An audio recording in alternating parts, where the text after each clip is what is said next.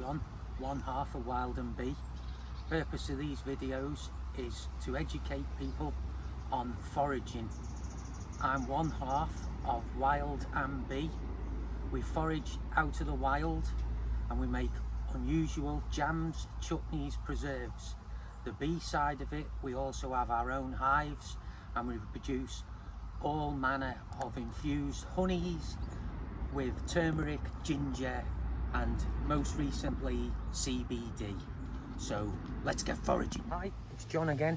Today we're going to be talking about elderberries.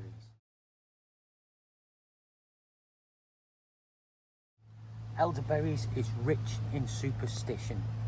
Some believed burning it would summon the devil. Planted around homes, it's believed to protect you from witches and evil spirits and lightning.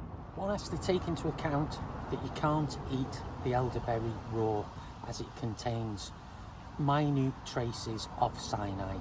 It must be cooked before it's used. Years ago, the leaves were used to keep away flies from round horses and stables. It has a lifespan of about 100 years.